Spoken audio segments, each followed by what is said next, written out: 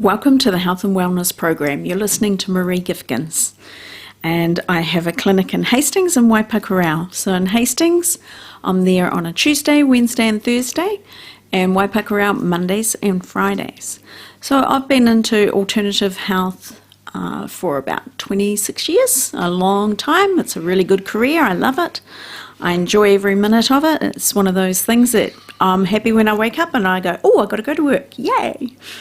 It's very rewarding, and it's been a very fascinating career. I had no intentions of being a naturopath. I didn't just wake up and go, oh, I think I'll change my career and I'll go down this pathway. It certainly wasn't like that at all. And my career was in the post office, of all places. And I was in a DPO, the small post offices like in Flaxmere, Mahora, Mayfair, and the little ones. And so there we had to know a little bit about everything. And we had telecommunications then, and we had postal, and we had the banking all in one. And it was a fun job. I enjoyed it. I moved up the ranks and was assistant postmistress and knew how to count money, and I knew how to balance an office. And then I started to have children. And when I had my second child, that's when things started to go skew. My daughter, when she was about 9 months of age, she was the weight of a 3-month-old baby. So she was losing weight, and she had diarrhea 3-4 times a day. She would vomit even 4 hours after a meal. She cried a lot, and she just was not looking good. And even I knew she wasn't. She was dying in front of my eyes, and I'm like, what do you do? The doctors didn't seem to have any answer, or, oh, she's just a grizzly child. You'd go Plunkett, oh, she's had a cold this week, probably why she's lost weight. Oh, she's teething, and just flogging me off. And I remember one visit with the doctor, and he just said, look, you've got a grizzly child, you're an over-anxious mother, go home and rest. Lovely. And you're like, but this is my second child. You know when your children are sick, you know when there's something wrong. You might know what it is, but you know that there's something wrong. And I was getting pretty desperate, and I happened to walk into a health shop, and that was in Waipawa. If any of you remember, there was a really good health shop in Waipawa. It's closed down now. And I happened to walk in there. I was living in Hastings, but I walked in there with my daughter in my arms, and I said to her, look, her digestion's not good. I've got diarrhea and vomiting and crying a lot. Have you got something to settle her down? They just took one look at me and one look at my daughter and said, no, we're not selling you anything. You go and see this naturopath. And so she wrote down her name and phone number and gave it to me. And I'm like, naturopath? Okay, I don't know what a naturopath is. You know, I was so green, never been in a health shop before, didn't know what a naturopath was. For all I knew, it could have been a crystal ball reader. But I was really desperate. So I rang the phone number and made an appointment and went and saw this lady, and she was in Whakatū, and she looked in her eyes, my daughter's eyes. She took her date of birth and her weight, looked in her eyes and did reflexology on her feet, and she told me what was wrong with her. And it just blew me away that there were people out there with those abilities when the doctor was trying to tell me I was an over-anxious mother and I had just a grizzly child. And this naturopath said it was in the throes of becoming, because we're not allowed to diagnose. So it's in the throes of becoming celiac disease. And I was like, oh, what's celiac disease? And we're talking 32 years ago. And I was like, what's celiac disease? Oh, you've got to take gluten out of her diet. What is gluten? I was starting to feel quite dumb. And I said, what's gluten? And she goes, flour. Oh, I know that. Oh, okay, I just got to take flour. Oh, I've got to take flour out of the diet. And she gave me some slippery elm for helping the healing process, some liquid chlorophyll, and changed diet. And within 2 weeks, I got my little girl back again. And that was my introduction into the alternative. And it just blew me away that people were out there with those abilities. And she didn't even ask any symptoms, nothing. And my daughter got better and better and stronger and stronger. And so then you believe in this person and you go, wow, this is really cool. What else does she know? And she was holding courses then. And so once a week I would go onto the course and we'd learn about herbs and what you could use for certain bugs and things. And so then I wasn't so reliant on antibiotics. Because at that stage, 32 years ago, you know, antibiotics were okay. There wasn't that fear of, you know, we're using too much of it. And I tell you, every 3 months I was at the doctor's getting antibiotics for the kids. It was lung infection, tonsillitis, ear infections. And I'm like, there's something wrong with this cycle. This is wrong. You already know it. And then someone points it out to you, and it's like, oh, of course. So then I started to use natural herbs to get the body to work correctly. And those things worked, and I didn't need the antibiotics. You know, if it was still bad, I would have gone and got the antibiotics. But when you don't need to, like, yes, this is cool. And you actually clear the actual bug out of the system. I remember with my oldest one, he kept getting lung infections every 3 months. We were on the third lot of antibiotics, and it's like, this isn't working. Something's wrong. And so then, according to the naturopath's instructions, she said when it starts, it will start with a cold, the mucus, get onto it straight away before it becomes a major thing. So, well, that makes sense. And so we did onion poultice on the feet. I got them onto echinacea, which is really good for the lungs. And that's like a natural antibiotic. So anything where you're dealing with pus, you look at echinacea, whether it's tablets or liquid. And that starts helping the body heal itself. So I got straight onto it, doing the onion poulticing on his feet. And he was like 5.5, and it was like a bit of a struggle to get these onions on his feet. And in the end, I had to bribe him with a bit of ice cream. And so then he was okay with that. But I tell you what, the next night he came to me and he said, Mum, can I have those onions on my feet? Didn't ask for ice cream.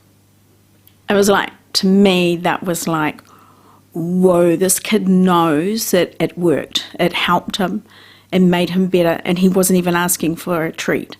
So that got me impressed as well. So the onion poulticing, look, it worked 32 years ago, it's going to work today. And quite often I'll tell people, look, the best thing I know of to break down mucus and congestion in the body, onion poultice on your feet. So how do you do that? I can hear somebody asking me, tell us how you do it, Maree, tell us. Okay, so you get a medium-sized onion. If you've got an adult feet, you cut it up, not too big, not too small, just nice thinly, but not really fine and not chunky either. You get 2 old face cloths because you're going to put it on the sole of both feet, okay? 2 old face cloths because onions do smell. And you want Glad wrap and nice warm woolen socks out as well.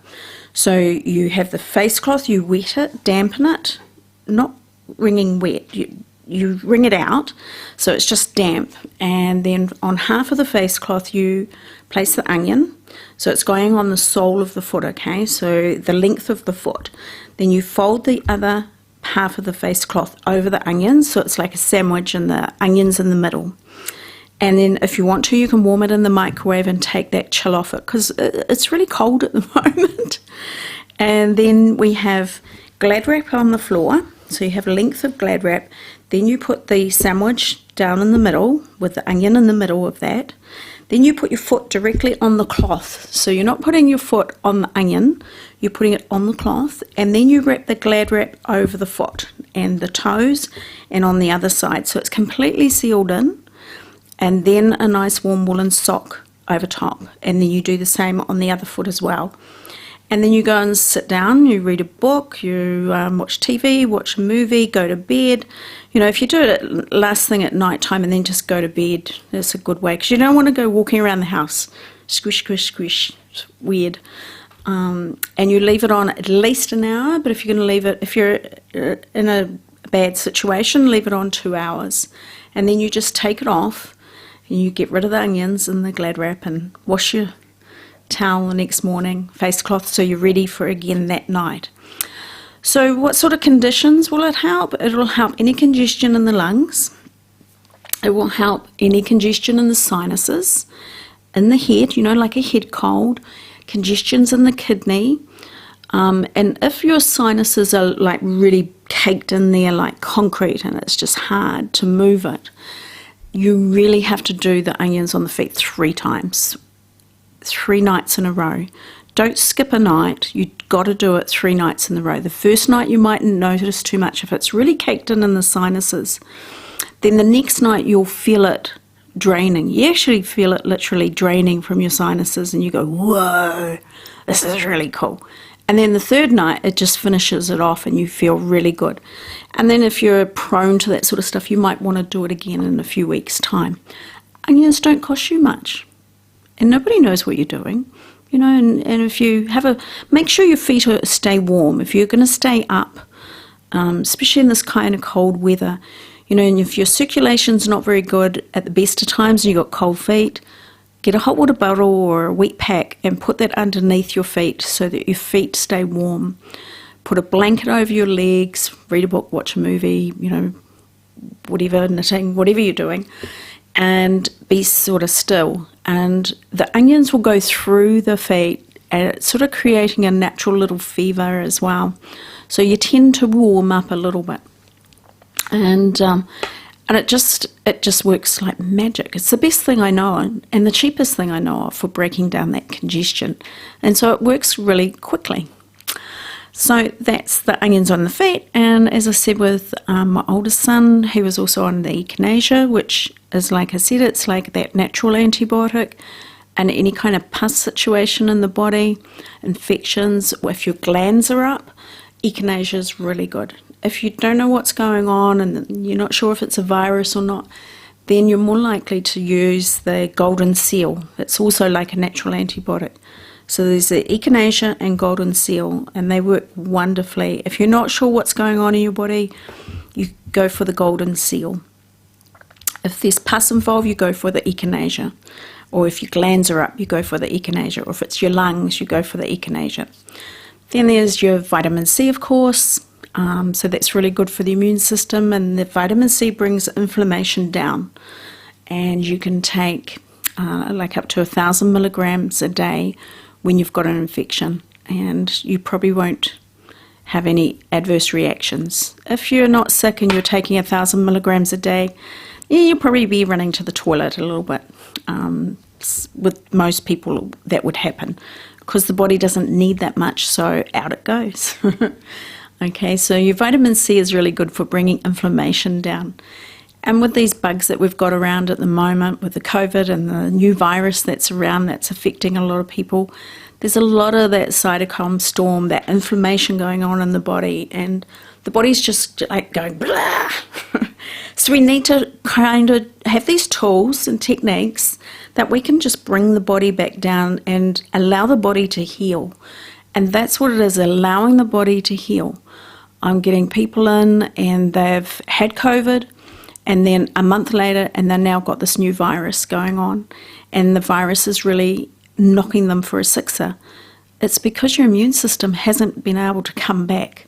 You know, when you've had a nasty bug, it takes 3 months for your immune system to come back on track, for it to build up all the new cells that it needs to be able to fight adequately.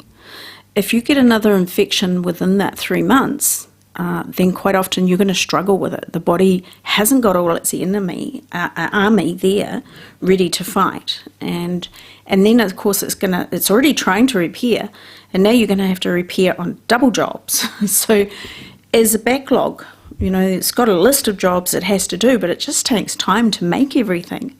So we need to be able to help the body as best it can to do the repair work as quickly as it can in case another bug comes along. You know, and I'm hearing overseas now with the COVID virus that it mutates, and then you can actually pick it up again, and then it mutates, and then you can pick up another variant. And so in some countries, people are getting it the 3rd and the 4th time, and we're talking within a year. You know, so the body, we need to be able to build the body up as fast as we can. You know, good nutrition, have water, even if you warm it. Have a hot glass of water, and you could put a little bit of Himalayan salt in it to just make it feel not so hard when you're drinking it. It softens the water. It really doesn't make sense, does it? But it's the taste. It tastes a little bit better when you put a little pinch of salt in it. So get that fluid into you. You know, it takes 3 days for the body to build up the correct fluid for the body to be able to utilize it and use it. So if you're dehydrated or not drinking enough water, you're always on the back foot. You know, so go and get a drink of water right now while you're listening to me and drink it. You know, if you can better water you can get, the better off you are. You need some vitamin C regularly. You need maybe some vitamin D, but again, you don't want to take vitamin D forever. You never take herbs or supplements for years and years. You must have breaks from them. So you can take them for a month or 2 months, and then you have a week or 2 weeks off them, because the body will get used to those dosages. Okay, so you do need to take breaks from them and then come back to it until your body's built up really well. Magnesium's a good one. That one will keep you happy. Magnesium's used in a lot of the functions of the body, and magnesium is what we call the happy pill. And I'm not talking about depression or anything. It just puts that spark in your eyes. Oh, life's not so bad. And it puts the spark in your muscles so that you can work, you can function, you can exercise, you can do what you want to do. Magnesium also feeds the bowels to keep the bowels working. So magnesium is always a good mineral to have. We need it in good quantities, even if you've got chemicals. And show me one person that doesn't have chemicals. Please show me one person. All of us have chemicals. We are exposed to more and more chemicals every year. We walk outside and there's fumes from so many cars. It's coming down from the sky. It's in our water. It's in our food. We spray our carpets. It's just everywhere. We've got chemicals everywhere. So magnesium, the magic of magnesium will coat the chemical and allow it to come out of the body. Same with minerals. Minerals will coat a chemical and allow it to come out a little bit easier. So minerals are really important for all of us because we all have chemicals. And we don't want them sitting in our organs or around our organs or in our tissue or in our body for too long. And we don't want them building up, because that's when we start to get dis-ease in the body, disorder in the body. Things start to go wrong. And then we're trying to find a cure. We're trying to find a fast, one tablet will fix everything. Yeah, there is no such thing. I haven't found it anyway. After 26 years, I haven't found a magic tablet. I found lots of different things that will help, but it all takes time to clear the body and to heal it. So you can take baths. If you've got a bath, get some Himalayan salt. You can have up to 1 kilo in a bath. And there's lots of minerals in the Himalayan salt. So the minerals will go in through the skin because your pores are open and toxins will come out. So you don't let anybody hop in the bath after you unless you don't like them. So you've got to pull the plug after you've been in there. So that's like for half an hour. Nice temperature. This time of the year it's perfect for baths. So minerals go in, chemicals come out, or toxins come out, pull the plug, let it go. That's a really nice way to top you up. So you can have up to 1 kilo in a bath. If you're struggling, if you're not coping with life, if you've got some major things going on or have been for a while, you'll be using up so many minerals faster than what you can get it in with your diet. And sometimes even faster than what you can take with supplements. Our stress levels can be so high. And so a bath is a really nice way to top us up. If you haven't got a bath, you could get a foot plastic container and soak your feet in the Himalayan salt. Okay, you wouldn't want 1 kilo in that. 3 tablespoons is good. Or you can get Epsom salts in a bath or a foot soak. Epsom salts has magnesium in it, so that's another nice way of getting that magnesium in.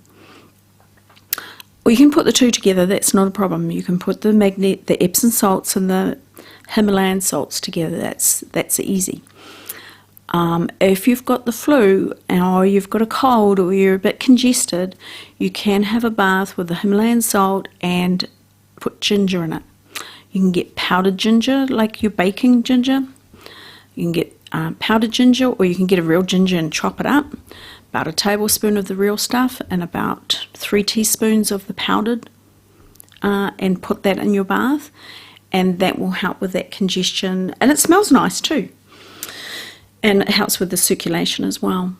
So they're just little tips that you can do at home that's a little bit easier for you to get over these things or to get through these things. You can also get, if you want to recover well and get your immune system back on track as quickly as you can, then I normally suggest to people to go and get some olive leaf extract. You're looking at the health shops. And the olive, you can get it in liquid, I think, mostly. I have seen it in tablets. I'm not sure if they still have it in tablets or not, but olive leaf extract, it doesn't taste too bad. It's syrupy, sort of flavoury. I think there's 3 different flavours. You can get it normal, you can get it peppermint or berry. So the olive leaf extract will help aid your body, get your immune system back on track really well. You want those cells really strong and healthy. You don't want them half-heartedly coming through. They're not strong. And that's the other thing. We don't want to be weak. Our bodies need to be strong, because these bugs are getting stronger and stronger and harder and hitting us harder. So we need to be able to strengthen our bodies as best we can. I get a little bit frustrated with the TV, and you hear them talking and they're just telling people to get their vaccines and make sure you're up to date with this vaccine, make sure you're up to date with that vaccine, and that's fine, but why don't you tell people to drink more water? Why aren't you telling people to eat good food? Chuck in some basics in there as well, and encourage people to make sure they're having good food. Don't have takeaways every night. Don't have processed food every day. Make sure you're making stuff, because in that processed food, there's not a lot of nutrients in there. How is your immune system supposed to come back on track if you're not feeding it with minerals and vitamins? Why do you think our mothers used to tell us when we were kids, eat your vegetables, have some fruit? We've known it for thousands of years.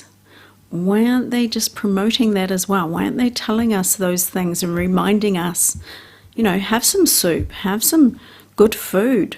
Don't fill out on takeaways, and they're supposed to be for a treat, not an everyday sort of thing. So I get a bit frustrated with the TV just as well. They can't hear what I'm saying. But it's like, let's get some basics going here, people.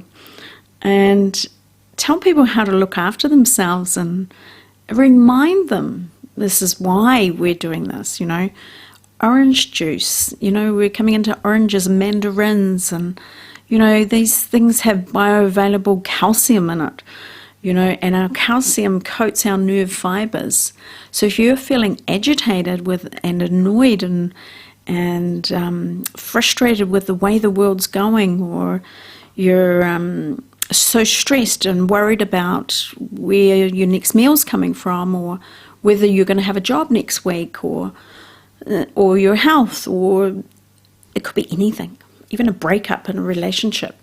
Make sure you're having an orange or mandarin every day, because you've got your bioavailable calcium in it, and calcium will coat the nerve fibers, and then you don't feel so, if you've got a wiring and it's got no cable around it, the insulation around it, it's going to short circuit. Well, we're the same. We don't want to short circuit. We don't want to blow a fuse. It doesn't look good. And you don't feel good when you blow a fuse. And it takes too long to come back on track. All right, so we've covered a couple of things there. So don't forget your onion poultice. You can always listen to this broadcast again. You go onto the webpage, and I think they have it on the YouTube clip. So you've been listening to Maree Gifkins, and my phone number is 0272 495090. My webpage is www.footbliss.co.nz, and I'll just say my phone number again there, 0272 495090. Stay well.